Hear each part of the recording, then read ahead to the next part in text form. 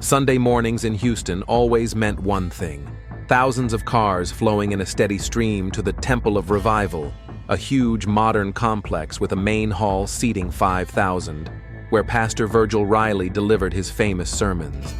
The glass and concrete building, with digital screens and a concert-grade sound system, resembled a sports arena more than a traditional church. But that was part of Virgil's success. He brought the gospel into the 21st century, making it accessible, modern, and most importantly, profitable. My dear brothers and sisters, Virgil's voice echoed through the packed hall. The Lord speaks to us every day. He speaks through success in business, through harmony in the family, through the prosperity of our community. Cameras broadcast his every move on huge screens. 50,000 people watched the live broadcast online. Virgil Riley was not just a pastor, he was a brand, a media personality, and the author of best-selling books on faith, family, and prosperity. As always, Evelyn Riley sat in the front row, the pastor's wife, impeccable in every way. Her light-colored suit from a famous designer, perfect hairstyle, and moderate makeup created the image of a modern but conservative woman. Evelyn ran the church's charitable foundation, organized educational programs, and was the face of the Temple of Revival's social projects. She and Virgil were the perfect couple. At least, that's how the congregation and the public saw them. "Look at your lives," Virgil continued, moving across the stage with a wireless microphone. "Does everything in them correspond to the Creator's plan? Are all your thoughts, desires, and actions worthy of His blessing?" As he spoke, Virgil's gaze lingered for a split second on a young man sitting in the third row. Jason Foster, Evelyn's nephew, had returned to Houston just 3 weeks ago after 7 years working in the Los Angeles music industry. At his aunt's insistence, he had joined the church's music program.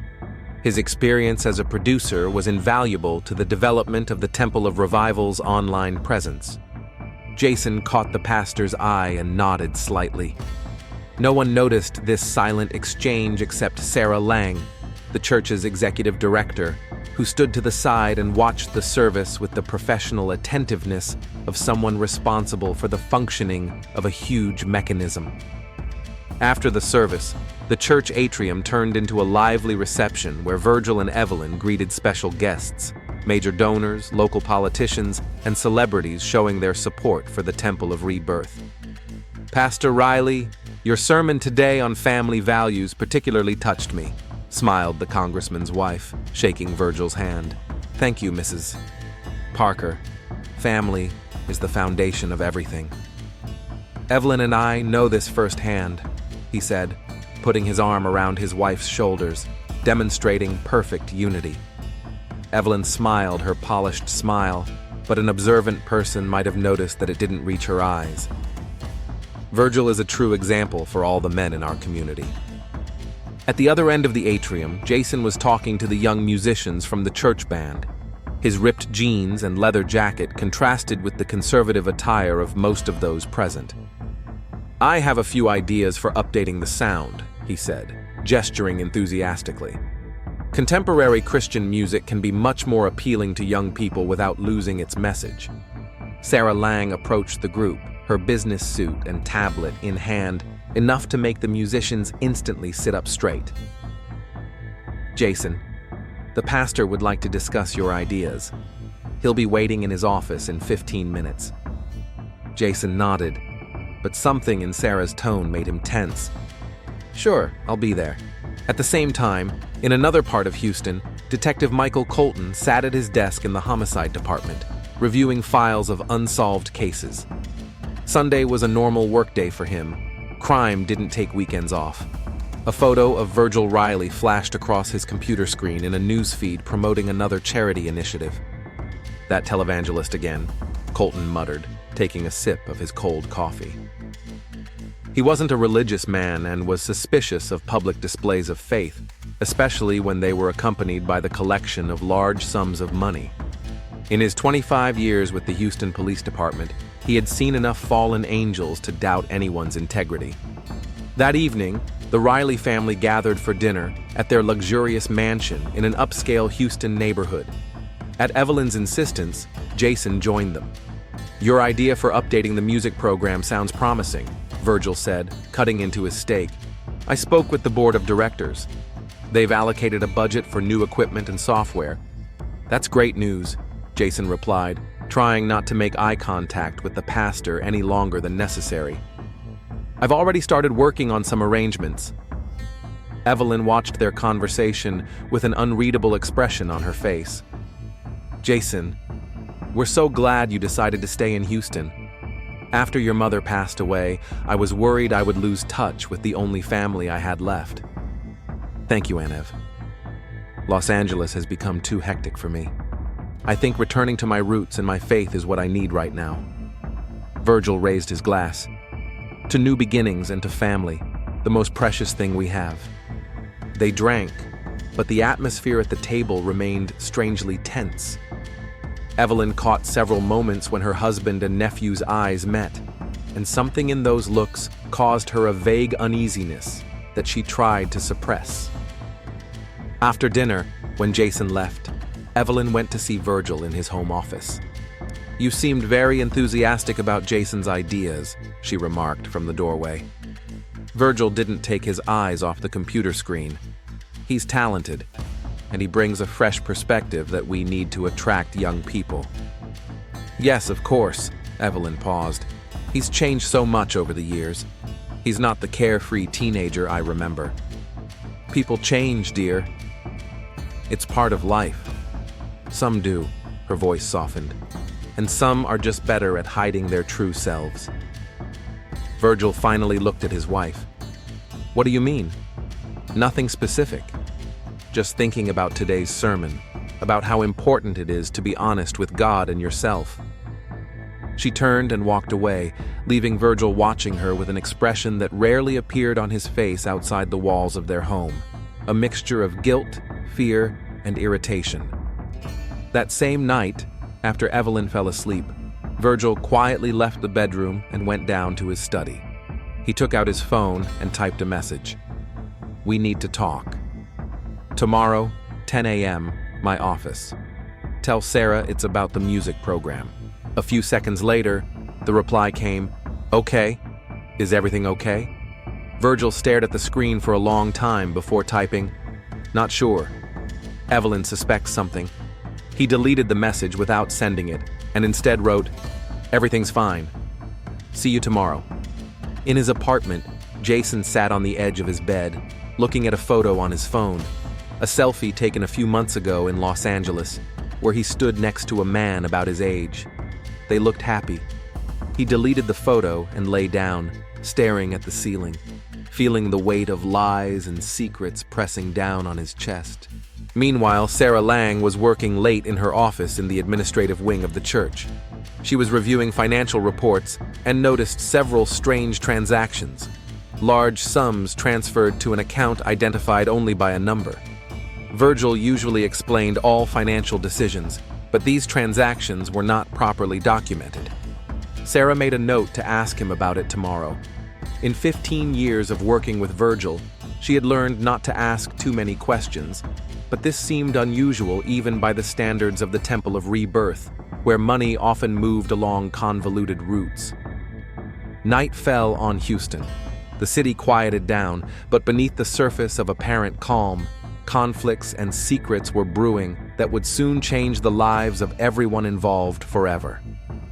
All Christians experience temptation. What matters is not that we feel temptation, but how we respond to it. Virgil's voice sounded muffled in the soundproof recording studio located in the basement of the church complex. He was recording a podcast that hundreds of thousands of people listened to every week. Jason sat behind the console on the other side of the glass, watching the pastor's every move, adjusting the sound levels. Their eyes met, and Virgil paused for a moment before continuing. The Apostle Paul tells us, "Flee from sexual immorality." He doesn't tell us to fight or debate, he tells us to flee. Jason smiled slightly, and Virgil faltered again, clearing his throat. "We're done for today," he said into the microphone. Editing tomorrow? Yes, Jason replied through the intercom. I'll be done by noon. When the technicians left the studio, Virgil went into the control room. They were alone. You're doing this on purpose, Virgil said, closing the door. What exactly? Jason continued working on the files without looking at the pastor. You're throwing me off, especially when I talk about morality. Jason finally turned around. Maybe because there's something ironic about you preaching one thing and doing something completely different? Virgil moved closer. Jason, we've already discussed this. What we have between us is complicated, Jason repeated. You're right. It's not easy being the secret lover of a married man who publicly condemns the very kind of relationship we have. Virgil looked exhausted. Here, away from the public eye, he was not the confident, charismatic pastor. He was just a man torn between duty and desire. I can't just walk away. The church, the congregation, my reputation. What about Evelyn? Jason asked sharply. Do you ever think about her? She's my aunt, Virgil. The only family I have left. Virgil lowered his head. Of course I think about her. All the time. Evelyn and I haven't had a real marriage for a long time. Just the appearance of one. Jason stood up, gathering his things. And you think that's an excuse? I shouldn't have come back to Houston. It was a mistake. Virgil grabbed his arm. Please don't say that. You have no idea what it means to me to see you every day. After all these years, their faces were dangerously close. The tension between them was almost palpable. I can't go on like this, Jason whispered. It's destroying me. I know. Virgil touched his face. I need time. To think things through, to find a way out. They didn't notice the door to the equipment room open slightly, and Sarah Lang freeze in the doorway, watching the intimate scene. Her face showed shock for a moment, before she silently closed the door and quickly left. At the same time, in another part of the city, Evelyn Riley was having lunch with her friends, the wives of other influential people in Houston. Outwardly, she kept up the conversation, smiling and nodding in the right places, but her thoughts were far away. Evelyn, are you okay? Asked the banker's wife, noticing her absent gaze. Of course, Evelyn smiled her professional smile. Just a lot of work with the new charity project. How's Virgil?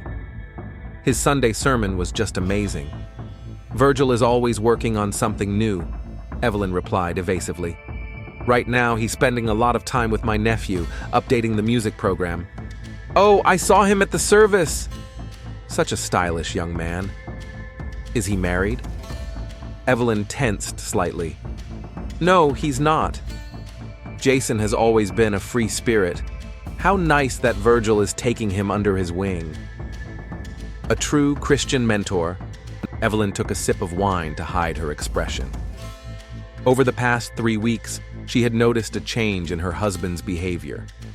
Late nights, constant messages that he quickly deleted, a strange excitement when Jason came up in conversation.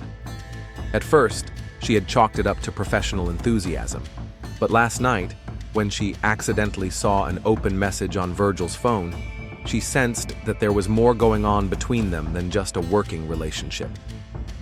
After lunch, Evelyn decided to drop by the church unannounced, something she didn't usually do. In the reception area, the secretary informed her that Virgil was in the recording studio with Jason. I'll just wait for him in his office, Evelyn said, heading for the elevator. In Virgil's office, she began rummaging through the papers on his desk, not quite sure what she was looking for. The desk drawers were locked, unusual, considering that her husband had always talked about openness and honesty in their relationship. Mrs. Riley? Sarah Lang appeared in the doorway, her face a mixture of surprise and concern. I didn't know you were coming in today. It was a spur-of-the-moment decision, Evelyn replied, staring intently at Sarah. Do you know where Virgil is? Sarah hesitated for a moment, long enough for Evelyn to notice. He's in the studio. With Jason. I see. Evelyn studied Sarah's face. Are you okay, Sarah? You look upset. I'm fine, just a lot of work.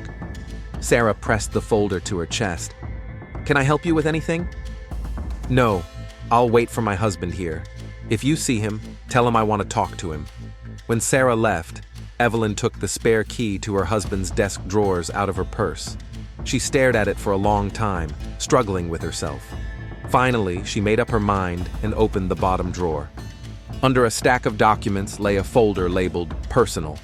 Inside, Evelyn found several photos of Jason, clearly taken without his knowledge, on the street, in church, in informal settings. On the back of one of them was a phone number and the words, "Condo on the Lake." At that moment, the door opened and Virgil entered. He froze when he saw his wife with the open folder in her hands. Evelyn. His voice sounded tense. What are you doing? That's an interesting question. She held the photos so he could see them. What is this, Virgil? He slowly closed the door. It's not what you think. Really? Because I think my husband is obsessively stalking my nephew. Is this some new mentoring technique I'm not aware of? Virgil ran a hand over his face. Evelyn, please, let's not jump to conclusions. I'm not jumping to conclusions, I'm asking questions. Her voice remained calm, but inside a storm was brewing. What is a lake condo? It's a place for solitude, for prayer and reflection. And you take Jason there? Virgil looked away. Sometimes. For spiritual conversations. Evelyn laughed, but there was no joy in her laughter. You preach to thousands of people every week, Virgil. You advise them to be honest, faithful, righteous, and you live a lie. You don't understand. Oh, I'm beginning to understand, she said, putting the photos back in the folder. The question is, what I'm going to do with that understanding. Virgil paled. What do you mean? I haven't decided yet. Evelyn headed for the door, but I advise you to think carefully about your next steps. After his wife left, Virgil sank into a chair, feeling his carefully constructed world begin to crumble. He took out his phone and texted Jason, "We need to talk urgently." Not at the church. Jason received the message while sitting in a cafe near the church. He stared at his phone screen with a sense of impending doom. Sarah Lang was sitting at the next table, pretending to read documents, but actually watching him. "May I sit down?" she asked, approaching his table. Jason nodded, putting his phone away. Of course. Sarah sat down, folding her hands in front of her. Jason, I think we need to talk. About what? About you and Virgil. Jason tried to keep his expression neutral. I don't know what you're talking about. I saw you in the studio today. Her voice was quiet, but firm. And I'm not the only one who suspects something. Evelyn was in Virgil's office. She looked determined. Jason paled. What are you going to do? Sarah sighed. I've worked for Virgil for 15 years. I've seen a lot of compromises, but this could destroy everything we've built. I never wanted to hurt Evelyn, Jason said sincerely, or jeopardize the church. But you came back to Houston knowing this would happen, she said, not as a question, but as a statement. Jason lowered his head. It's complicated. That's what they always say, Sarah said, standing up. Think about the consequences, Jason. Not just for yourself or Virgil, but for the thousands of people whose faith will be destroyed if this comes out. Left alone, Jason felt the weight of the moral burden. He thought about his aunt, who had taken him in after his mother's death, about the parishioners for whom Virgil was a spiritual beacon, about his own feelings, which he could neither control nor justify. That evening, the atmosphere at the Riley house was oppressive. Evelyn and Virgil sat at the dinner table in complete silence, each lost in their own thoughts. I've been thinking about our conversation, Evelyn finally said. About what I found. Virgil looked up. And? I want you to send Jason back to Los Angeles. Immediately. Evelyn, this is... No, Virgil. Her voice was icy. This is not up for discussion. Either he leaves or I start asking questions publicly. Imagine the headlines. Pastor of the Temple of Rebirth obsessed with his wife's nephew. Virgil clenched his fists. You won't do that. It will destroy not only me, but the church and your reputation. Maybe, she looked him straight in the eye, but I'm willing to pay that price. Are you? That same evening, at Jason's apartment, the doorbell rang. Virgil stood on the doorstep, his usually impeccable appearance disrupted, his tie loosened, his hair disheveled. May I come in? Jason let him in and closed the door. What happened? Evelyn found the photos. She knows, or she suspects. Oh my God. Jason sank down onto the sofa. What now? Virgil sat down next to him, their shoulders touching. She's demanding that you leave Houston. And you agreed? I don't know what to do. Jason saw Virgil looking so lost for the first time.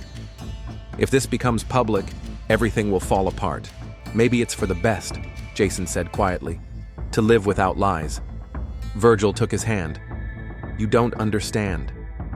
For many people, I am a symbol of faith, of hope. If they find out that you're human, with feelings and weaknesses, that I'm a hypocrite, Virgil replied bitterly, that everything I taught them was a lie. Jason shook his head. Not everything. You believe in goodness, in mercy, in forgiveness. That's not a lie. They sat in silence, holding hands, each lost in their own thoughts about a future that had suddenly become uncertain. I love you, Virgil finally said, but I don't know how to deal with this. I love you too, Jason replied, but we can't go on like this. It's destroying us both. In another part of Houston, Sarah Lang sat in her apartment, staring at a folder of documents. It contained copies of the strange financial transactions she had discovered earlier, as well as printouts of messages between Virgil and Jason that she had secretly copied from the pastor's work computer. She wasn't sure what to do with this information, but her instinct for self-preservation told her to be prepared for any developments. Sarah's phone rang. The screen lit up with the name Evelyn Riley. Hello? Sarah answered, feeling her heart begin to beat faster. Sarah, we need to meet. Evelyn's voice sounded calm but determined. Tomorrow at 10 in the morning. Not at the church. Of course, Mrs. Riley. Has something happened? A lot, Evelyn replied briefly, and I think you know more than you're saying. After the conversation, Sarah stared at her phone for a long time, then at the folder with the documents. She realized that she was at the center of a storm that was about to break. It was an unusually cool morning for Houston. Evelyn Riley sat in her car in the parking lot of a small cafe where she was supposed to meet Sarah Lang. Her hands, which usually held the steering wheel with confidence, were trembling slightly. An envelope lay on the passenger seat. She saw Sarah enter the cafe and gave herself another minute to collect her thoughts. 30 hours ago, her world had been perfect. Now she felt it falling apart, each piece causing unbearable pain. Thank you for agreeing to meet, Evelyn said, as she sat down at the table where Sarah was already waiting. Of course, Mrs. Riley. Sarah looked tense, her usual business efficiency replaced by wariness. How can I help you? Evelyn placed the envelope on the table. I think we both know about the situation with my husband and nephew. Sarah did not deny it. I didn't want to interfere in your family life. And in the life of the church? Evelyn asked with a hint of bitterness. Doesn't that concern your work too? My job is to protect the interests of the Temple of Rebirth, Sarah replied cautiously.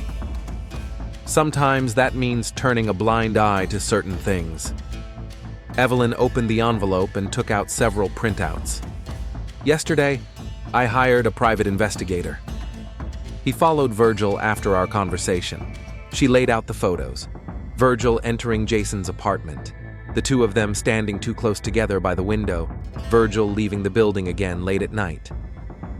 These are no longer guesses. Her voice sounded surprisingly calm. I know for sure. Sarah looked at the photos for a long time before asking, "What are you going to do?" "I haven't decided yet. But I want you to know that I won't let this continue. No cheating, no lies." "Mrs. Riley, please think about the consequences, not just for your family, but for thousands of parishioners. Did you think about the consequences when you found out and kept quiet?" Evelyn asked sharply. "Or when you noticed those strange financial transactions?" Sarah flinched. "You know about that too." "I've learned a lot in the last 24 hours. Evelyn gathered the photos, including the fact that my husband transferred nearly $500,000 to an account linked to a property on the lake. "I assume it's their love nest, Evelyn." Sarah called her by name for the first time. "I understand your pain. But a public scandal?" "Don't talk to me about scandal," Evelyn interrupted. "Talk about truth. About honesty. About the very values my husband preaches every Sunday." She stood up, leaving one photo on the table. "Virgil has a choice. Jason has a choice. Now I have a choice too." That same morning, Virgil paced nervously around his office at the church. He had hardly slept the night before after meeting with Jason. His phone rang. It was Sarah. "Evelyn knows everything," she said without preamble. "She has the photos of you and Jason. And she knows about the money." Virgil sank into a chair, feeling the ground slip away from under his feet. "God, what is she going to do?" "She didn't say. But she's not going to keep quiet, Virgil. This is serious. I'll come home. I'll talk to her." "Come here first." Sarah's voice was harsh. "We need to prepare for the worst."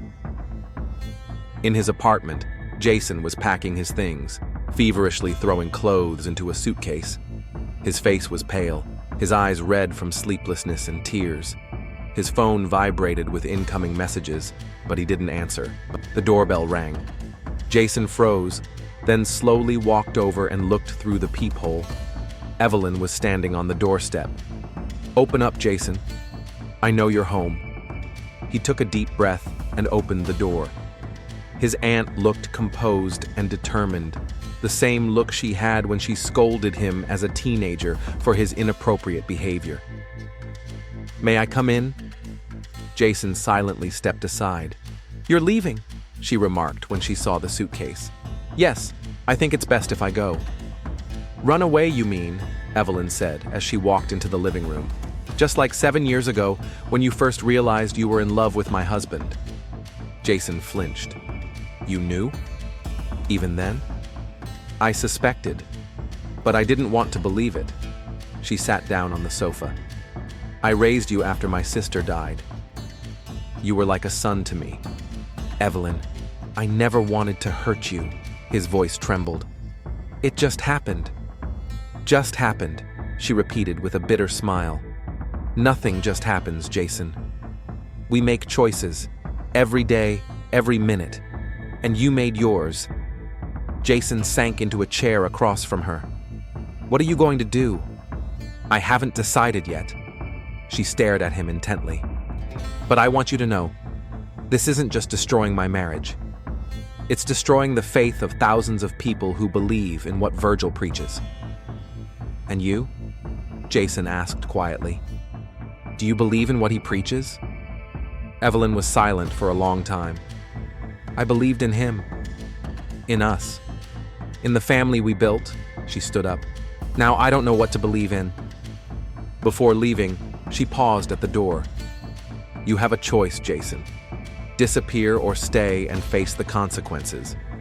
In the office of the Temple of Rebirth, Virgil and Sarah were feverishly discussing a strategy. "We can prepare a statement," Sarah said. "Something about a temporary suspension for spiritual reflection. No details." "That won't work." Virgil looked 10 years older.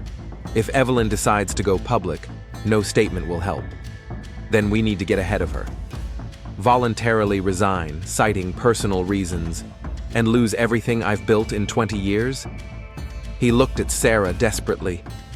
"There must be another way." "There's only one way, Virgil. The truth." At that moment, the door opened, and Evelyn entered. Her gaze shifted from her husband to Sarah and back again. "I see the crisis meeting has already begun," she said coldly. "Discussing how to save the church's reputation? Or how to save your own skin, Virgil?" Sarah stood up. "I'll leave you two alone." "No," Evelyn said sharply. "Stay, Sarah. You're as much a part of this as we are." Virgil took a step toward his wife. "Evelyn, let's talk at home." "This is personal." "Not anymore," she said, taking out her phone. "You made it public when you used church money for your retreat at the lake. When you risked everything we've worked for, I can explain." "What exactly?" "That you're sleeping with my nephew? That you lied to me, to the congregation, to the whole world?" Her voice trembled with restrained emotion. "Or that you stole church money?" "I didn't steal," Virgil exclaimed.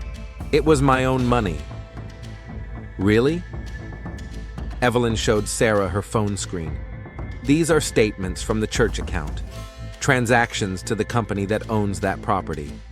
Signed by you, Virgil." Sarah turned pale. "Virgil, you said these transfers were for new educational programs. It just keeps getting worse, doesn't it?" Evelyn shook her head. "How many more lies, Virgil?" He sank into a chair, covering his face with his hands. "I got confused. I didn't want it to turn out this way, but it did." Evelyn put her phone on the table. "And now we're all here, at this point. What do you want?" Virgil asked quietly, without looking up. "I want you to make the right choice." For once in your life, she moved closer. "Tomorrow morning, you will announce your resignation. You will publicly admit that you embezzled church funds. Without mentioning Jason, that will destroy me," he whispered. "You've already destroyed yourself. And us." Evelyn turned to Sarah. "And you'll make sure everything goes smoothly. Or I'll hand these documents over to the police and the media." After Evelyn left, a heavy silence fell over the office. "She's right," Sarah finally said. "It's the only way out with minimal losses." "Minimal?" Virgil smiled bitterly. "I'll lose everything." "Not everything. You'll avoid prison, and Jason won't be dragged into a public scandal." Virgil looked up at her with inflamed eyes. "What about the church? What will happen to the Temple of Rebirth?" "We'll manage. The church is bigger than one person, even if that person is you." That evening, Jason arrived at Riley's house. Evelyn opened the door. "He's here," she said, letting him in. In the living room, Virgil sat with a glass of whiskey, something unheard of for a man who had publicly spoken out against alcohol. "Jason," he looked up, "you didn't respond to my messages." "I spoke to Evelyn." Jason remained standing. "She told me about your conversation." "About what you did with the church money." Virgil shook his head. "It's not that complicated." "Really?" Jason looked devastated. "Or are you just unable to admit that you made a mistake?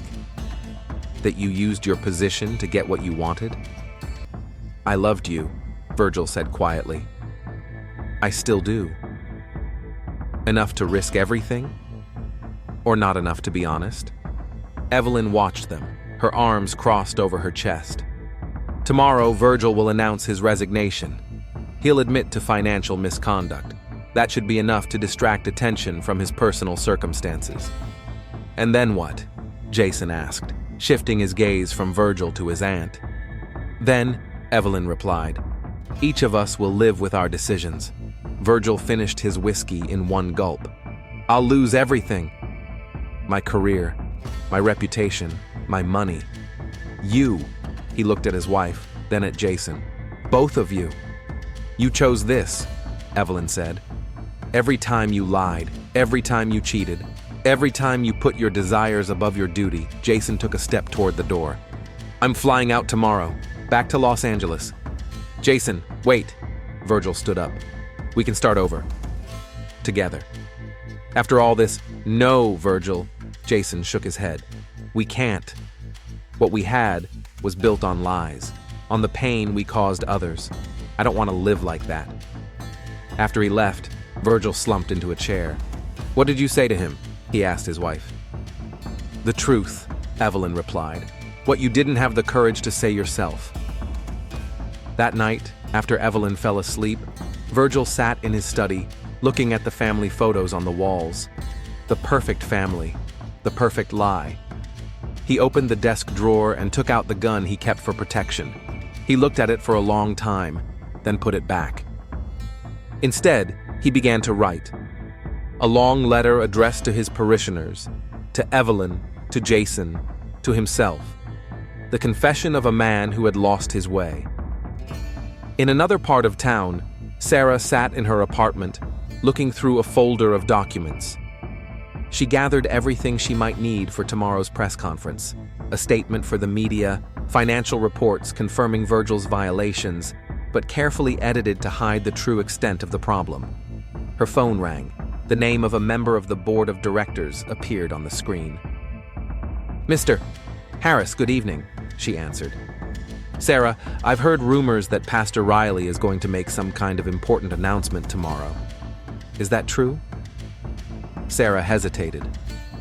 "Yes, it is, but I'd prefer to discuss the details tomorrow morning before the press conference." "I don't like being kept in the dark, Sarah. If something is happening that could affect the church, I'll explain everything tomorrow, I promise. I just can't talk right now." After the conversation, Sarah opened her laptop and began to draw up a crisis plan. The Temple of Rebirth would survive this scandal, even if Virgil Riley did not. Jason returned to his apartment and continued packing. He found a photo taken 3 years ago, him, Virgil, and Evelyn at a church picnic. They were smiling like the perfect family. Jason stared at the picture for a long time, then tore it up and threw it away. His phone vibrated. A message from Virgil. "Please don't leave tomorrow. We need to talk." One last time, Jason didn't reply. Instead, he booked a ticket on the first morning flight to Los Angeles. Evelyn lay in bed, staring at the ceiling. Half of the bed was empty. Virgil never came to sleep. She thought about how everything had changed in 2 days, how her carefully constructed world had collapsed. Tears ran down her temples, but she didn't wipe them away. Tomorrow, she would have to be strong. Tomorrow, a new chapter in her life would begin. A life without lies, but also without illusions. In the church office, Virgil finished the letter well after midnight. He reread it, folded it, and sealed it in an envelope marked, "To my congregation." Then he took out 2 more sheets of paper and wrote short letters, one to Evelyn, the other to Jason. When he finished, the clock read 3:15 a.m. The press conference was less than 8 hours away. Virgil walked to the window and looked out at Houston at night, the city where he had built his empire of faith and where he was about to lose it. In a way, it was almost a relief. The end of the lies, the end of the pretense. But the price was exorbitantly high. He took out his phone and wrote another message to Jason. "I will accept the consequences of my actions. But know that my love for you was the only real thing in my life." Then Virgil sat down in a chair, closed his eyes, and for the first time in a long time began to pray sincerely, asking not for salvation, but for the strength to face tomorrow with the dignity he had been deprived of for so long. Sarah Lang arrived at the Temple of Rebirth early in the morning. The sun was just beginning to rise over Houston, painting the glass walls of the church in golden tones. She noticed Virgil's car in the parking lot. It was only 6:30 a.m., more than 4 hours before the press conference. Going up to the administrative wing, Sarah headed for the pastor's office. The door was closed, but not locked. She knocked. Silence. She knocked again, louder. Again, no answer. She carefully opened the door and peeked inside. Virgil Riley was sitting at his desk, slumped in his chair. His eyes were open, his face frozen in a look of surprise. A dark stain on his chest was spreading across his snow-white shirt. Sarah froze, unable to believe her eyes. Then instinct took over. She rushed to the desk and checked Virgil's pulse at his neck. Nothing. With trembling hands, she took out her phone and dialed 911. 30 minutes later, the church building was filled with police and forensic investigators. Yellow tape cordoned off the area, and shocked employees gathered in the parking lot. Detective Michael Colton walked through the lobby, showing his badge to the officer at the cordon. At 52, he looked tired, but his eyes retained the insight of a man who had seen every shade of human vice. In Virgil's office, Colton looked around, noting every detail: no signs of a struggle, papers neatly arranged on the desk, a gun lying on the floor next to the chair. Time of death? He asked the medical examiner. Preliminary estimate is between midnight and 3 in the morning. The bullet went through the heart. Death was almost instantaneous. Colton nodded and turned to Sarah. Miss Lang, right? You found the body. Sarah nodded. I came early to prepare for the press conference. Press conference? Pastor Riley was supposed to make an important announcement this morning. He was going to announce his resignation due to financial irregularities. Colton raised an eyebrow. An interesting coincidence. He was going to confess to a crime and was killed that same night. There were complications. Personal circumstances, Sarah replied evasively. Who else knew about the planned announcement? His wife, Evelyn Riley, and Jason Foster, her nephew. I need to talk to both of them as soon as possible. At that moment, Evelyn Riley was waking up in her home. She reached for the pillow next to her. The bed was still empty. Suddenly, her attention was drawn to the insistent ringing of the doorbell. 2 police officers stood at the door. Mrs. Riley, Detective Colton requests that you come to the Temple of Rebirth immediately. What happened? Her voice sounded tense. There has been an incident involving your husband, ma'am. The detective will explain when you get there. Jason Foster was standing in line to check in at the airport when his phone rang. Mr. Foster, this is Detective Michael Colton, Houston Police Department. I need you to come to the Temple of Rebirth immediately. I can't. My flight leaves in an hour and a half. I'm afraid you'll have to postpone your trip. Pastor Virgil Riley is dead, and we need to ask you some questions. By 9 o'clock in the morning, news of Virgil Riley's death had spread throughout Houston. Dozens of parishioners gathered in front of the Temple of Rebirth, many crying and praying. Local television stations were broadcasting live from the scene. Inside the building, Colton carefully examined 3 sealed envelopes found on Virgil's desk. One was addressed to my congregation, the second to Evelyn, and the third to Jason. Could this be a suicide note? He asked the forensic scientist. Possibly. But the text is very long and carefully thought out. It doesn't seem like an impulsive decision. In a separate room, Colton began questioning Evelyn. Mrs. Riley, I'm very sorry, but your husband is dead. He was found shot in his office this morning. Evelyn froze, then slowly lowered her gaze to her hands. Did he kill himself?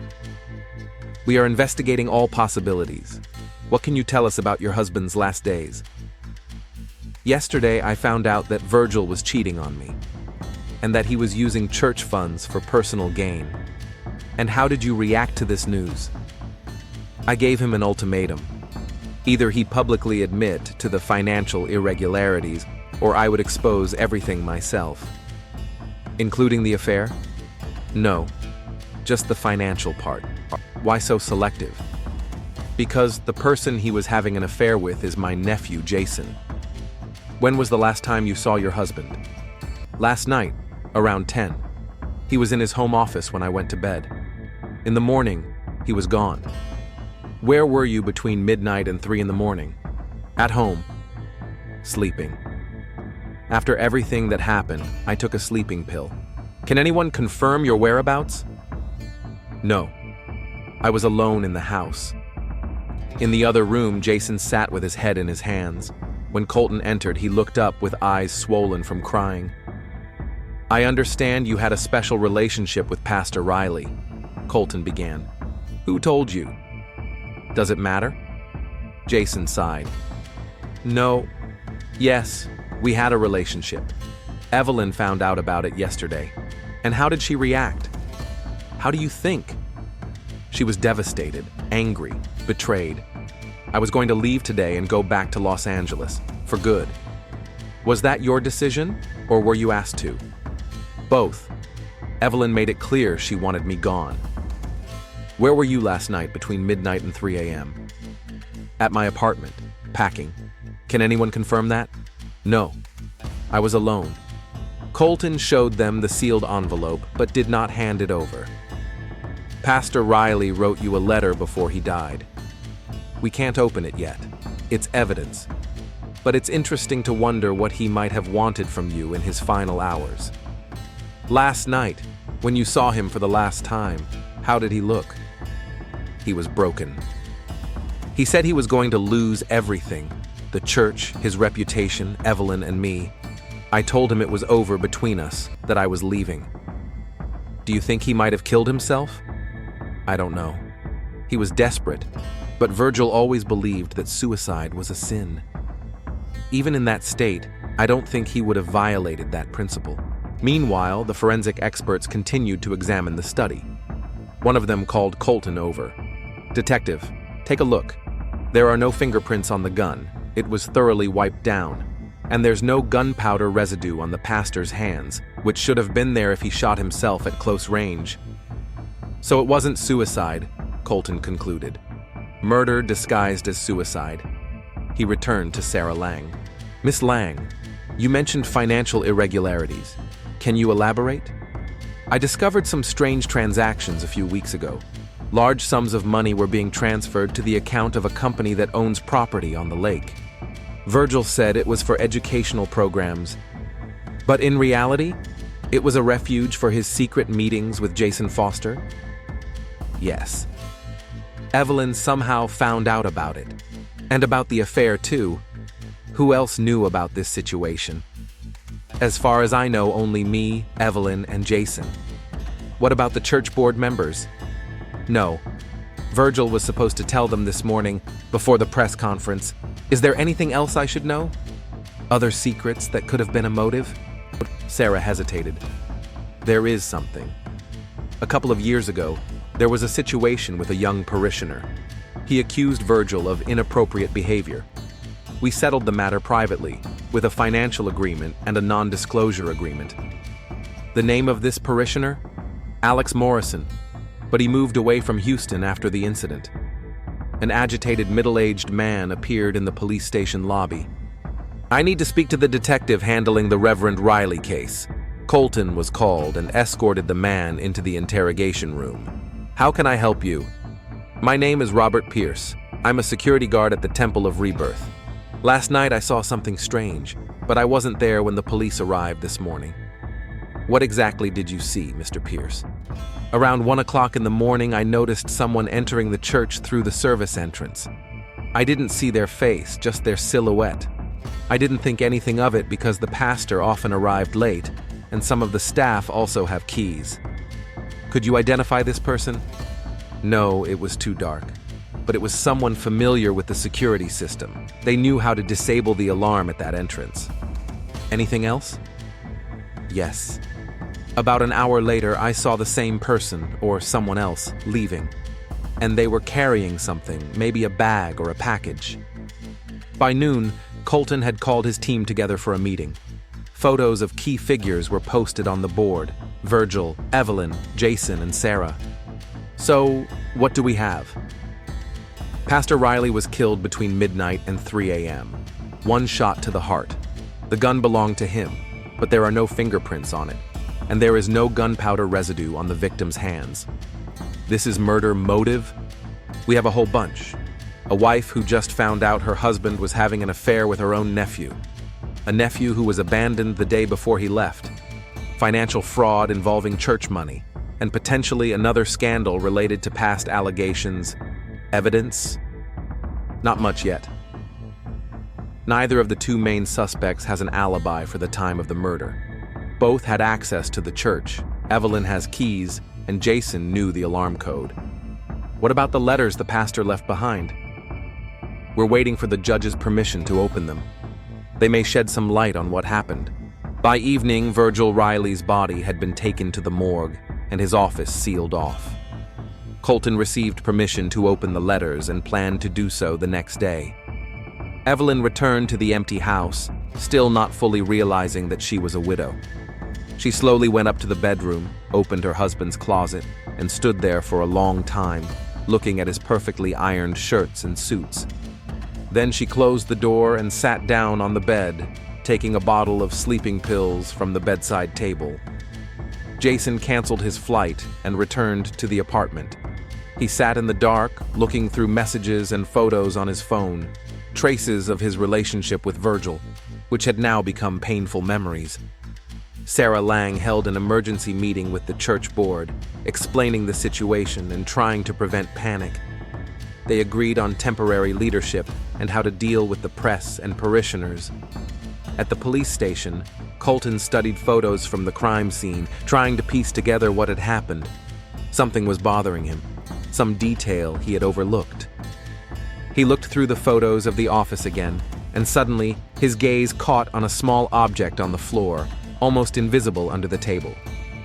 Zooming in on the image, he saw a cufflink, gold, with the initials E.R. Evelyn Riley. Colton put the photo aside and thought, too obvious to be evidence. But if it wasn't a coincidence, the investigation was just beginning, and the detective felt that Pastor Virgil Riley's secrets were much deeper than they appeared at first glance. The morning of the second day of the investigation began for Detective Colton with a cup of strong coffee and a judge's permission to open Virgil Riley's letters. 3 sealed envelopes lay on the table in front of him at the police station. He put on gloves and carefully opened the first one, addressed to My Community. The letter was several pages long, written in Virgil's neat handwriting. My dear brothers and sisters in Christ, when you read these lines, I will no longer be your pastor. For 20 years I stood at the pulpit, preaching truth and righteousness, but my own life was filled with lies.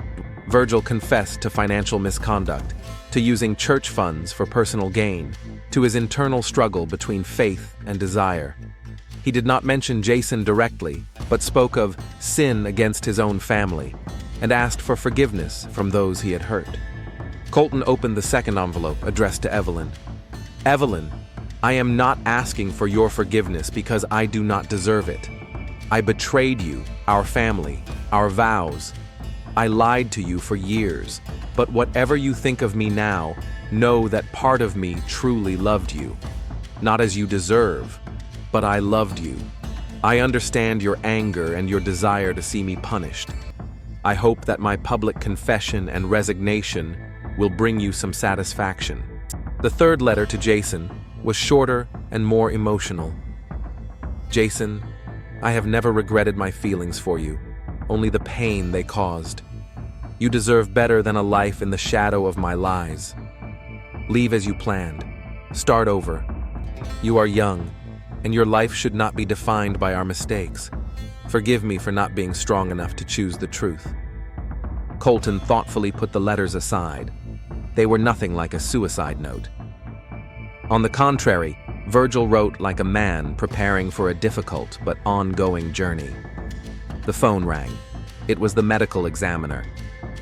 Detective, I found something interesting. A sleeping pill was found in Pastor Riley's blood, enough to severely slow his reactions, but not enough to kill him. Could he have taken it himself? Possibly. But it's strange to take a sleeping pill and then drive to church in the middle of the night. Or he was drugged to make the murder easier, Colton said thoughtfully. Anything else? Yes, the gunpowder residue on his clothes doesn't match a point-blank shot.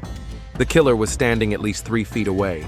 After the call, Colton summoned Evelyn Riley for a second interview. She arrived in a strict black dress, impeccably composed despite the circumstances. Mrs. Riley, I read the letter your husband left for you, Colton began. He knew you were angry with him. He knew you wanted to punish him.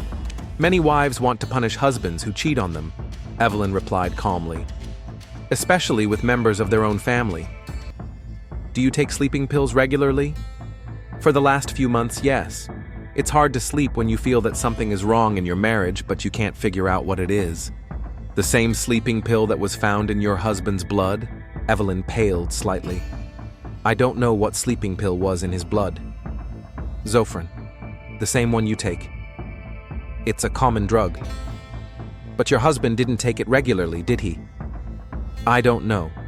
Are you asking if I gave him sleeping pills before killing him? The answer is no. Colton took out a plastic bag with a cufflink. Do you recognize this? Evelyn looked at the cufflink, then at the detective. This belongs to my husband. ER are his initials in Latin. Virgil Riley. Virgilius Riley. He loved details like that. Interesting. We found it at the crime scene, not surprising. This is his office. After Evelyn left, Colton met with Jason, who looked exhausted. Mr. Foster, on the night of the murder, you said you were at home, but we have a witness who saw someone entering the church around 1 a.m., someone who knew how to disable the alarm. It wasn't me, Jason replied firmly. I was at home. All night, your phone says otherwise. Cell towers recorded your movement in the area of the church around midnight. Jason visibly tensed. I wanted to talk to Virgil before leaving. I drove to the church, but I didn't go inside. I changed my mind and went home. Did you see anyone there? No, the parking lot was empty. Colton made a note. What can you tell me about a parishioner named Alex Morrison? Jason looked up sharply. How do you know about Alex? Sarah Lang mentioned the scandal involving him. It's complicated. Alex was a young guy Virgil was helping. Then Alex accused him of inappropriate behavior. I don't know the details. I wasn't in Houston at the time. But you know Alex? Yes. We met when I was living in Los Angeles. He was the one who told me about the situation with Virgil. That's why I came back to Houston. This information made Colton reconsider his theory. He obtained a warrant to access the church's financial records and discovered that Alex Morrison had been paid $250,000 as compensation. The same amount was later transferred to the account of the company that owned the property on the lake where Virgil and Jason had met. By evening, Colton had discovered that Alex Morrison had moved to Los Angeles 5 years ago, where he met Jason. The detective began to suspect that Jason had returned to Houston with a specific purpose, not just to resume his relationship with Virgil, but to blackmail him or take revenge. But something still didn't add up. Colton reread the report on the sleeping pill in Virgil's blood. If Jason wanted to kill the pastor, why give him a sleeping pill beforehand? They had access to each other, the opportunity for a more direct murder.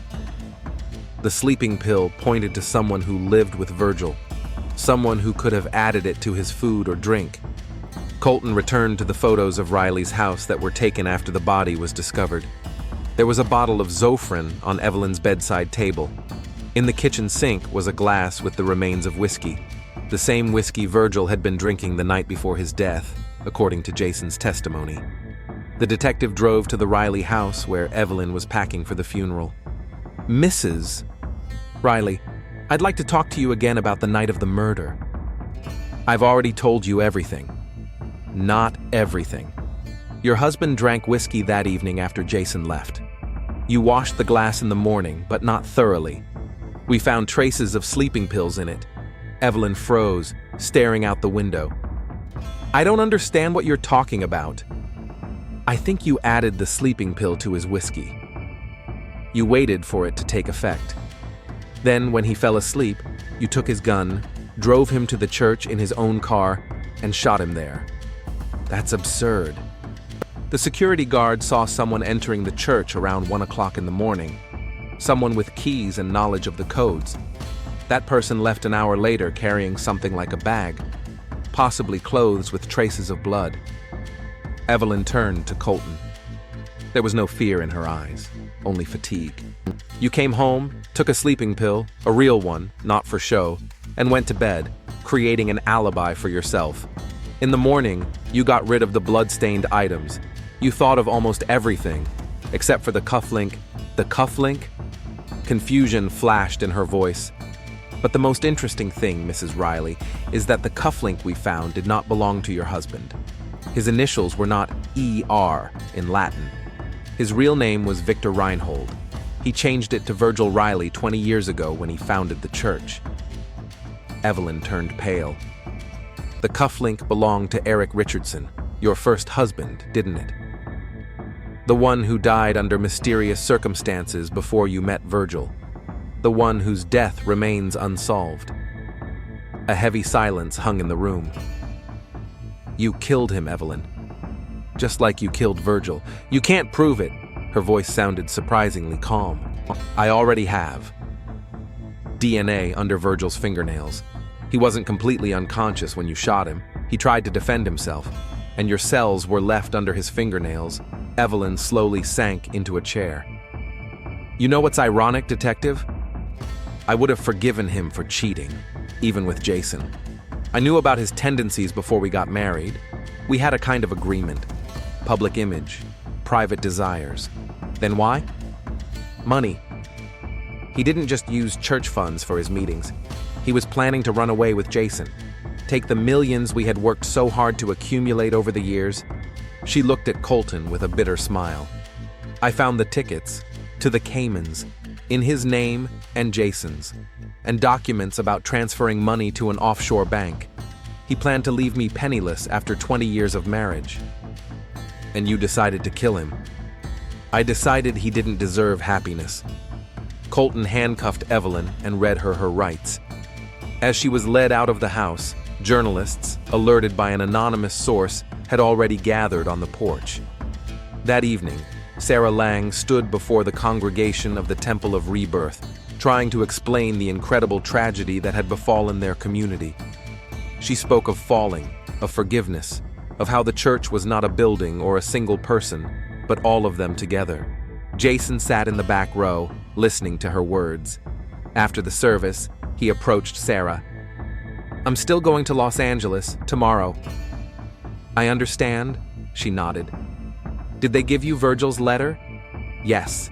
Jason took out the already crumpled envelope. You know what's the scariest thing?